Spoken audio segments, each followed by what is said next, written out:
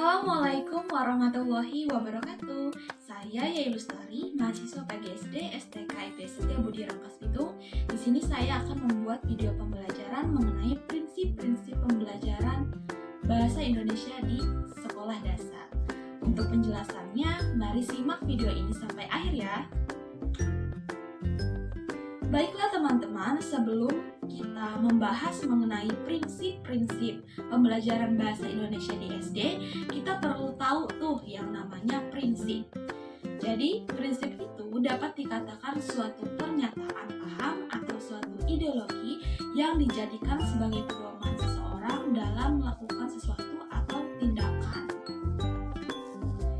Nah, dari hal ini, kita dapat menyimpulkan bahwasanya dalam pembelajaran bahasa Indonesia sendiri itu perlulah adanya prinsip-prinsip, yang mana prinsip-prinsip pembelajaran bahasa Indonesia inilah yang nantinya akan dijadikan guru sebagai pedoman dalam memberikan pengajaran kepada siswa-siswanya, sehingga siswa ini bisa mencapai tujuan pembelajaran bahasa Indonesia secara tepat dan memang efektif. Nah, lantas apa saja ya prinsip-prinsip yang ada pada pembelajaran bahasa Indonesia di SD? Dalam pembelajaran bahasa Indonesia sekolah dasar sendiri terdapat 4 prinsip. Yang pertama yaitu prinsip kontekstual, yang kedua prinsip integratif, yang ketiga prinsip fungsional, dan yang terakhir atau yang keempat yaitu prinsip apresiatif. Prinsip kontekstual. Jadi, prinsip kontekstual adalah proses pembelajaran yang holistik, yang mana dalam proses pembelajaran itu sendiri, materi akan dijelaskan dengan cara mengaitkan materi pembelajaran dengan konteks kehidupan sehari-hari, sehingga siswa ini dapat memahami betul mengenai apa yang telah diajarkan. Nah, adapun komponen-komponen dalam prinsip kontekstual. Yang pertama yaitu konstruktivisme, yang kedua menemukan, yang ketiga bertanya, yang keempat learning community, yang kelima pemodelan, yang keenam refleksi, dan yang terakhir atau yang ketujuh yaitu penilaian. Selanjutnya prinsip integratif.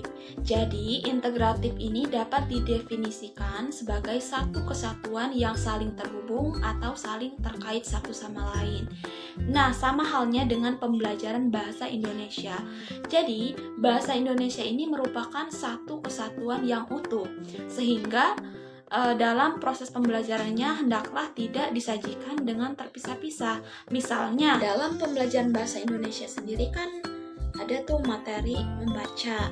Nah, ketika kita ingin membelajarkan membaca, kita juga harus membelajarkan anak menulis, karena antara menulis dan juga membaca ini saling terkait satu sama lain. Nah, sebaliknya ketika kita akan membelajarkan anak menulis, kita juga bisa sekaligus mengajarkan anak membaca.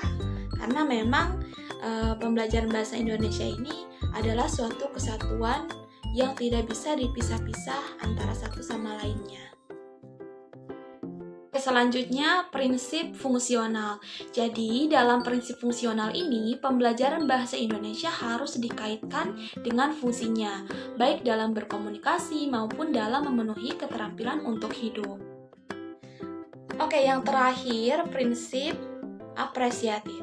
Jadi, dalam KBBI sendiri, apresiasi diartikan sebagai penghargaan.